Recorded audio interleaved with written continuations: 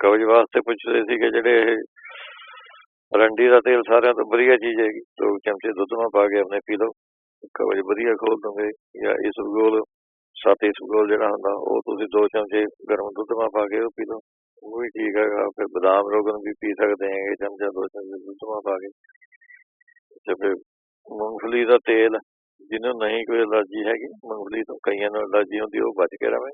ਨਹੀਂ ਤਾਂ 2 ਚਮਚੇ ਮੂੰਗਫਲੀ ਦਾ ਤੇਲ ਇਹ ਆਪਣੇ ਕਬਜ਼ ਖੋਲ ਦਿੰਦਾ ਹੈਗਾ ਜੀ।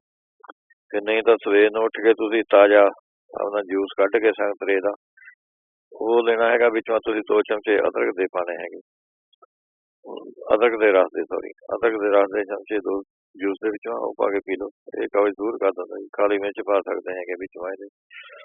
ਇਹ ਹਾੜਾਂ ਦਾ ਮੁਰੱਬਾ ਬਣਿਆ ਬਣਾਇਆ ਮਿਲ ਜਾਂਦਾ, ਉਹ ਤੁਸੀਂ ਖਾ ਸਕਦੇ ਹੈਗੇ। 1-2 ਹੱਡ ਖਾ ਲਈ ਉਹਦੇ ਨਾਲ ਮੁਰੱਬੇ ਦੀ। ਉਹ ਫਿਰ ਅੰਗੂਰ, ਅੰਬ, ਅਦਰਕ, ਸੌਗੀ, ਮਨੱਕੇ, ਖਰਬੂਜਾ ਬਹੁਤ ਵਧੀਆ, ਰੋਟੀ ਦੇ ਨਾਲ ਤੁਸੀਂ ਖਰਬੂਜਾ ਖਾ ਲਓ, ਇਹ ਕਬਜ਼ ਦੂਰ ਕਰ ਦਿੰਦਾ ਹੈਗਾ।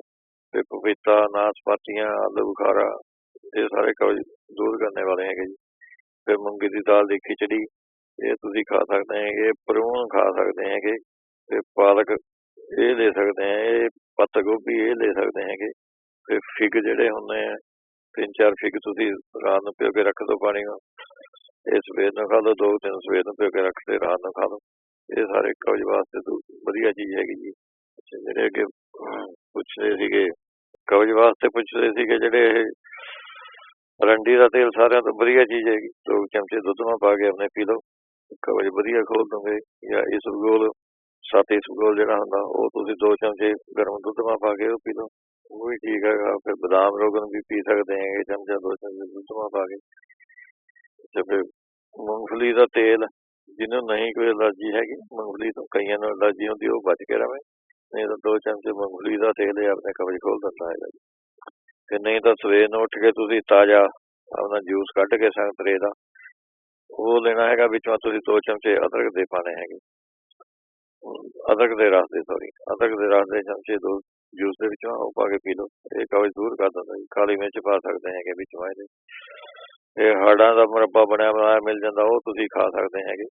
1-2 ਹੱਡ ਖਾ ਲਈ ਉਹਦੇ ਨਾਲ ਮੁਰੱਬੇ ਦੀ। ਉਹ ਫਿਰ ਅੰਗੂਰ, ਅੰਬ, ਅਦਰਕ, ਸੌਗੀ, ਮਨੱਕੇ, ਖਰਬੂਜਾ ਬਹੁਤ ਵਧੀਆ, ਰੋਟੀ ਦੇ ਨਾਲ ਤੁਸੀਂ ਖਰਬੂਜਾ ਖਾ ਲਓ, ਇਹ ਕਬਜ਼ ਦੂਰ ਕਰ ਦਿੰਦਾ ਹੈਗਾ।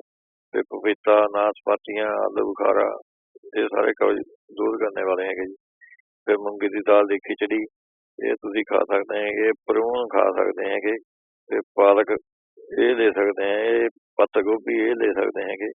ਤੇ ਫਿਗ ਜਿਹੜੇ ਹੁੰਦੇ ਆ, 3-4 ਫਿਗ ਤੁਸੀਂ ਰਾਤ ਨੂੰ ਪਿਓ ਕੇ ਰੱਖ ਦਿਓ ਪਾਣੀ ਨਾਲ, ਇਹ ਸਵੇਰ ਨੂੰ ਖਾ ਲਓ, 2-3 ਸਵੇਰ ਨੂੰ ਪਿਓ ਕੇ ਰੱਖ ਕੇ ਰਾਤ ਨੂੰ ਖਾ ਲਓ, ਇਹ ਸਾਰੇ ਕਬਜ਼ ਵਾਸਤੇ ਵਧੀਆ ਚੀਜ਼ ਹੈਗੀ ਜੀ। ਜਿਹੜੇ ਅੱਗੇ ਪੁੱਛਦੇ ਸੀਗੇ,